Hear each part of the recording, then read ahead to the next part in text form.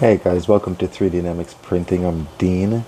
Today we'll be talking about the Ender 3S1 auxiliary fan for the Sonic Pad and Clipper.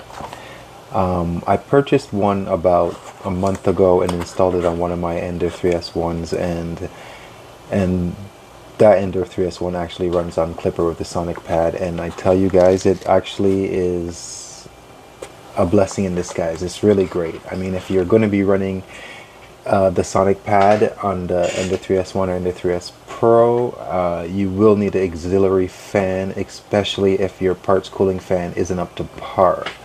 Now, this is it right here. This is it in the packaging. It is a neat little fan, compact size. This is it right here.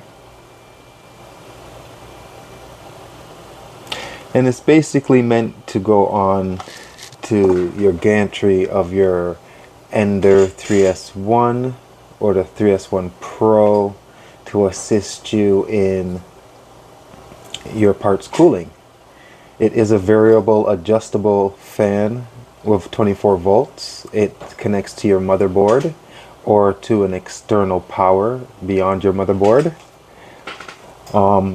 For its use and purposes, I would say it meets all its specifications and demands. Like I said, I've been using it for about a month now, and I ended up purchasing another two to go with my other two 3S1s, and I haven't installed this one on my last 3S1, but my other two that are running on the Sonic Pad and Clipper, they both have it running, and they print honestly, it works with the printer honestly really great, especially with the Sonic Pad and cooling. So let's open it up. I believe this is the assembly kit it comes with. It comes with a couple zip ties, a couple bolts, Allen key, and most important, its power cable right here. Well, it's 3-prong, but 2-prong activated. As you can see right here, positive and negative. These prongs right here is very well put together and very well built. These prongs go into your motherboard. Like I said before, I won't be wiring this into my motherboard.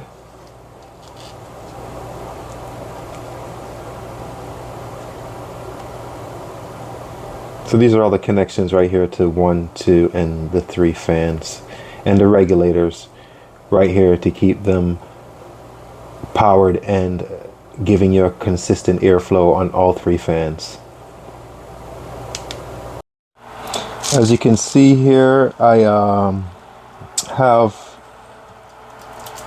one already set up. This is the one I've been using for a month now, and it's a very easy install.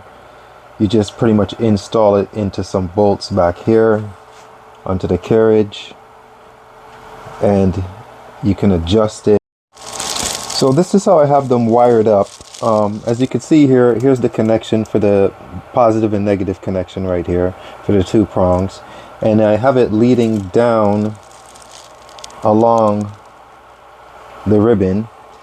And the way how I have it powered, it is going to its own power connection. So I have a manual power connection where I could choose to turn it off and on when I want to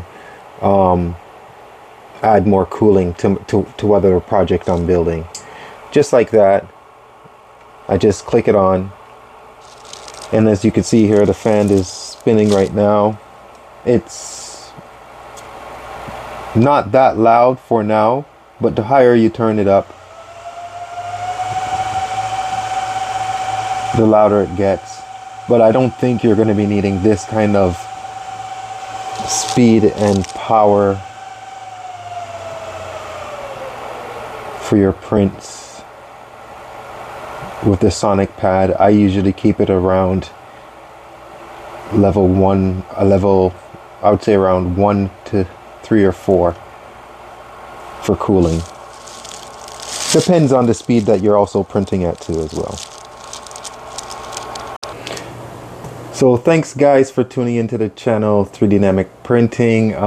Please leave a like and subscribe if you found this video interesting to you.